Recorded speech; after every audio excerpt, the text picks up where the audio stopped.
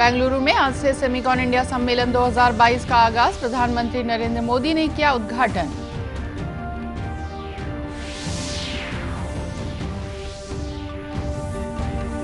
भिलाई के हथखोज में नवनिर्मित रेल इंडस्ट्रियल पार्क का लोकार्पण। मुख्यमंत्री बोले, यहां जल्द लगेंगी यूनिट्स।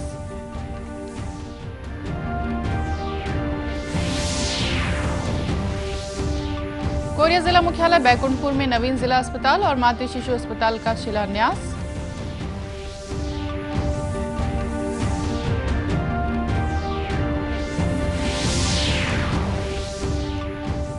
और मस्जिदों में अदा की गई अलविदा की नमाज। रोजेदारों ने मांगी देश में अमन और खुशहाली की दुआ।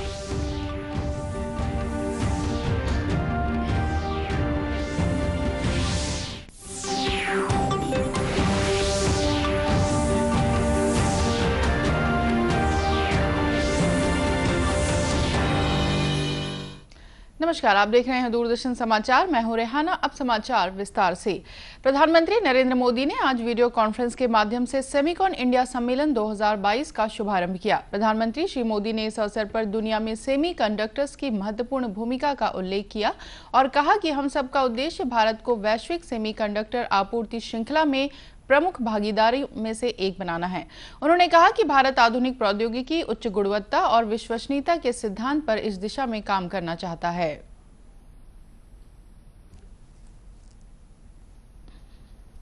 Friends, I see 6 reasons for India being an attractive investment destination for semiconductor technologies.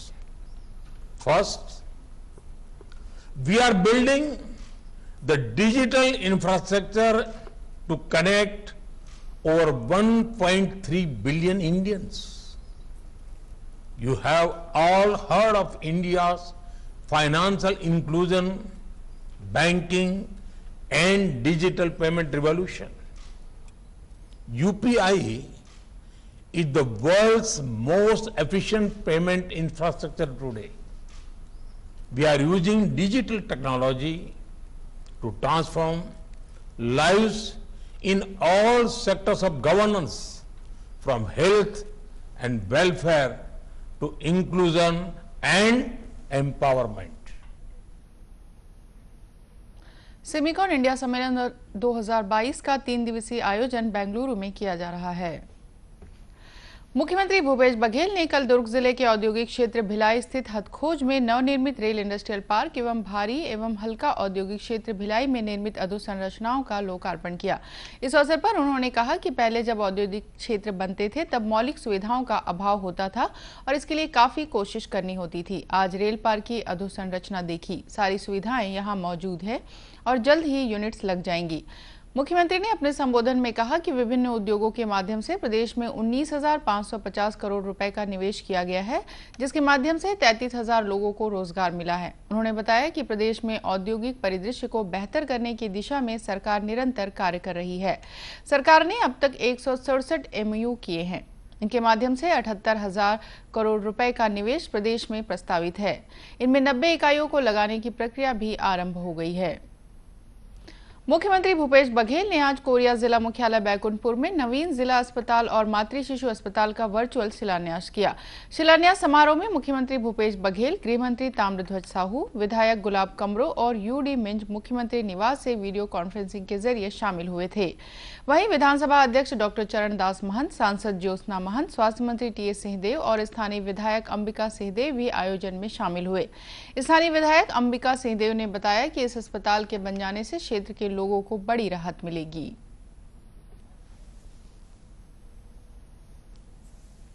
यहाँ के सभी लोग जानते हैं किस तरह से जो समय इंसान को ICU में रहना चाहिए उस समय को लोग रोड पे बिताते हैं और रोड सड़कें भी ऐसी नहीं हैं कि स्मूथली चले जाते हैं।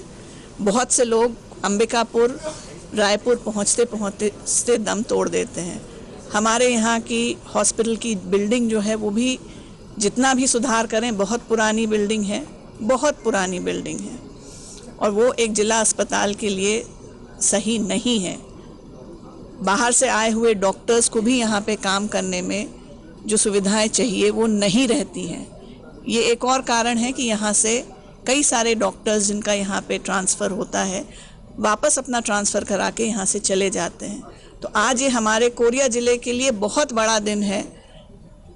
सभी को इसका लाभ अभी तुरंत तो नहीं, पर आने वाले समय में जैसे ही बिल्डिंग पूरी हो जाएगी, सारी सुविधाएं उपलब्ध हो जाएंगी, एक एक इंसान को इसका लाभ मिलना है।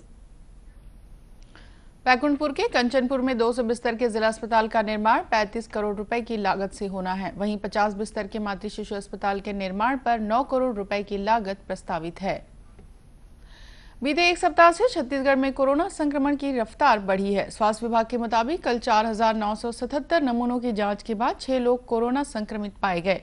इसके साथ ही प्रदेश में कोरोना के सक्रिय मरीजों की संख्या 30 तक पहुंच गई है। अभी केवल 14 जिले ऐसे हैं जहां कोरोना का एक भी मरीज नहीं है। इस बीच देश भर में 3,377 नए लोगों में कोरोना संक्रमण की पुष्टि हुई है।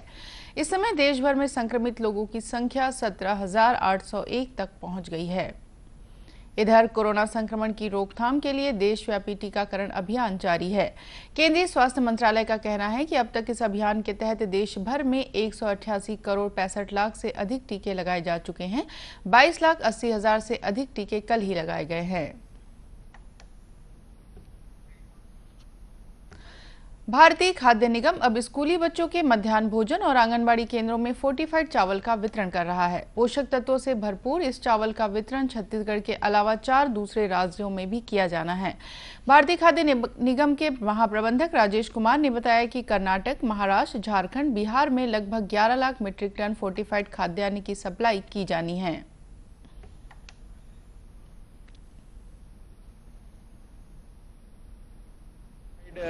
राइस का एक नया स्कीम लॉन्च किया हुआ है, उसको 3 चरणों में लगाया जाएगा। जैसे पहले चरण में बच्चों को प्रायोरिटी दी गई है, मिड डे मील और ICDS में दिया जाएगा। दूसरे चरण में एस्पिरेशनल और हाई बर्डन डिस्ट्रिक्ट में दिया जाएगा और तीसरे चरण में सभी जगह दिया जाएगा। तो छत्तीसगढ़ में हम फोर्टिफाइड राइस बना रहे हैं। हमारा यहाँ राइस एक्सेस है, 11 लाख टन हम राइस एक्सेस फोर्टिफाइड ले रहे हैं, जो 4 राज्यों को हम भेजेंगे यहाँ से, जिससे उनकी रिक्वायरमेंट भी पूरी की जा सके। महाराष्ट्र, कर्नाटक, झारखंड और बिहार। और यहाँ पे शुरू में दिक्कतें आई थी फोर्टिफाइड, क्योंकि नया काम था। अभी कोई दिक्कत नहीं है, अभी पूरा शेप, साइज, कलर मैच कर रहा है। उसमें जो तत्व मिलाए गए हैं, आयरन, फोलिक एसिड और विटामिन B12, वो सही मात्रा में मिलाई जा रही है, जिससे पोषित आहार सबको मिल सके। श्री कुमार राजनांदगांव में एक प्रेस वार्ता को संबोधित कर रहे थे। इस दौरान उन्होंने स्थानीय पत्रकारों को भारतीय खाद्य निगम परिसर का भ्रमण भी कराया। उनको निगम की कार्यप्रणाली और खाद्यान्न आपूर्ति से जुड़ी तकनीकी पहलुओं की जानकारी भी दी। यह कार्यक्रम आजादी का अमृत महोत्सव के तहत आयोजित किया गया था। केंद्र सरकार ने छत्तीसगढ़ में 50 नए एकलव्य आवासीय विद्यालय खोलने को मंजूरी दी है। ये विद्यालय प्रदेश के आदिवासी बहुल क्षेत्रों में खोले जाने हैं। छत्तीसगढ़ के मुख्य सचिव अमिताभ जैन ने राज्य में खोले जा रहे इन एकलव्य विद्यालयों में विद्यार्थियों की सुविधाओं पर विशेष ध्यान देने का निर्देश दिया है। जिला कलेक्टरों को दिए अपने निर्देश में मुख्य सचिव ने कहा है कि एकलव्य विद्यालय ऐसे सुगम स्थान पर स्थापित करें जहां विद्यार्थियों को आने जाने में असुविधा न हो। विद्यालय जहां स्थापित किए जा रहे हैं वहां पर भूमि इत्यादि के लिए सभी जरूरी औपचारिकताएं पूरी करवा ली जाएं। केंद्र सरकार की योजना के तहत स्थापित एकलव्य आवासीय विद्यालयों में कक्षा 6वीं से 12वीं तक की पढ़ाई की सुविधा होगी। प्रत्येक विद्यालय में 420 बच्चों को शिक्षा प्रदान करने का प्रावधान है। इस्लामी कैलेंडर के रमजान महीने के अंतिम शुक्रवार पर आज मस्जिदों में अलविदा की नमाज पढ़ी गई। प्रदेश भर के विभिन्न शहरों, गांवों में मुसलमानों ने नमाज अदा कर खुशहाली की दुआ मांगी। भिलाई सेक्टर 6 स्थित जामा मस्जिद में बड़ी संख्या में नमाजी पहुंची। जामा मस्जिद के इमाम हाफिज मोहम्मद इकबाल अंजुम ने बताया, रमजान महीने की जुमा का मुसलमानों के लिए विशेष महत्व है। हम लोगों ने नमाज पढ़कर अल्लाह से हिंदुस्तान में अमन और खुशहाली की दुआ की है।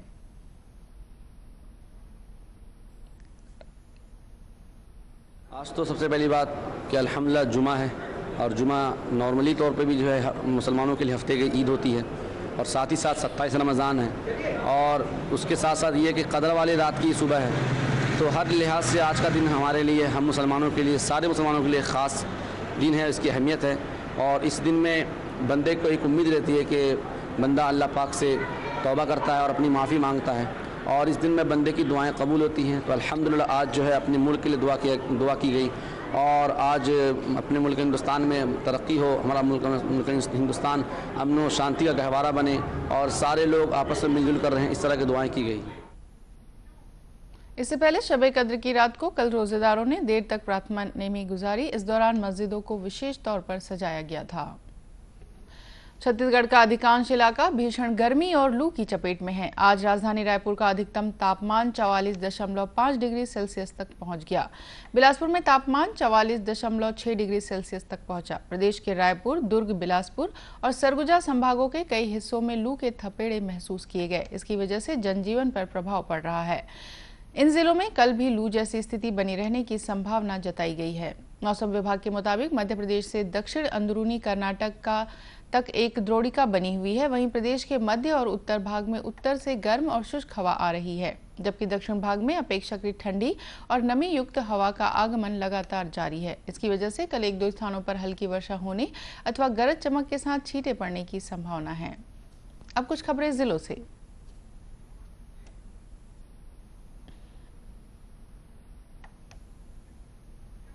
दुर्ग सांसद विजय बघेल पाटन नगर पंचायत अटारी गौठान पहुंचे। कुछ दिन पहले अखरा निवासी देवेंद्र मार्कंडे की गुठान में ही काम करते हुए करंट लगने से मौत हो गई थी। सांसद विजय बघेल ने मृतक के परिजनों से मिलकर शोक संवेदना प्रकट की और राज्य सरकार से मृतक के परिजनों के लिए 50 लाख रुपए का मुआवजा मांगा। उन्होंने घटना की निष्पक्ष जांच कर जिम्मेदारों पर कार्रवाई की भी मांग की है। बेमेतरा नगरपालिका को छत्तीसगढ़ सरकार की ओर से कचरा ढोने वाले 21 ई रिक्शा के लिए लगभग 42 लाख की स्वीकृति मिली है। नगरपालिका को अब तक 18 ई रिक्शा मिल चुका है, वहीं 3 का मिलना बाकी है। नगरपालिका के सीएमओ होरी सिंह ठाकुर ने बताया कि ई रिक्शा मिलने से नगरपालिका क्षेत्र के सफाई कर्मियों को कचरा ढोने में सहूलियत होगी। स्थानीय विधायक के हाथों 30 अप्रैल को इसका शुभारंभ कराने की तैयारी है।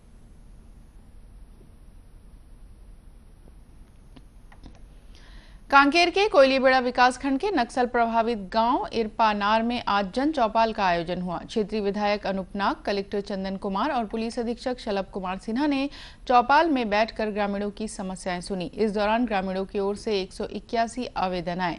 इनमें से 92 मामलों को वहीं पर निपटारा कर दिया गया। इस अवसर पर जिला पुलिस की ओर से ग्रामीणों को कपड़े, बैग, मच्छरदानी, क्रिकेट किट तथा स्कूली बच्चों को कॉपी, पेन, कंपास बॉक्स का वितरण भी किया गया।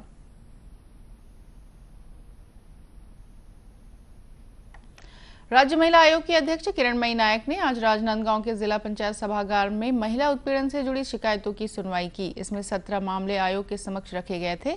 वहां उपस्थित पक्षकारों को सुनने के बाद आयोग ने अपना फैसला सुनाया। इस अवसर पर महिला आयोग की अध्यक्ष किरणमयी नायक ने कहा कि आयोग का उद्देश्य पीड़ित पक्ष को विधि सम्मत न्याय देना है। यह आयोग महिलाओं के हितों की रक्षा के लिए काम करता है।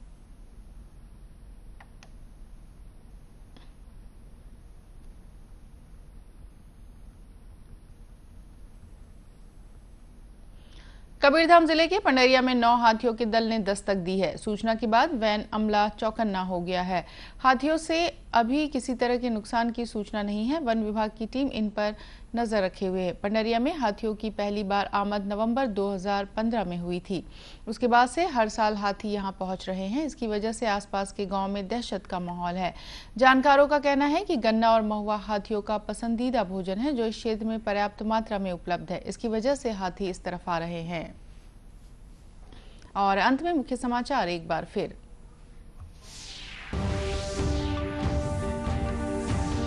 बेंगलुरु में आज से सेमिकॉन इंडिया सम्मेलन 2022 का आगाज। प्रधानमंत्री नरेंद्र मोदी ने किया उद्घाटन।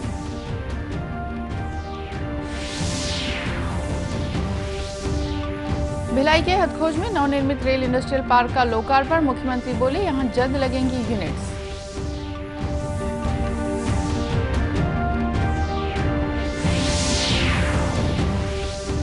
कोरिया जिला मुख्यालय बैकुंठपुर में नवीन जिला अस्पताल और मातृ शिशु अस्पताल का शिलान्यास।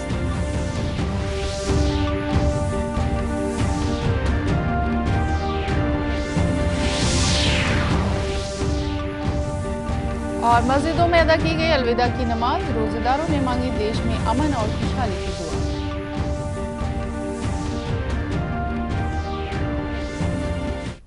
इसी के साथ ये समाचार बुलेटिन समाप्त हुआ। नमस्कार।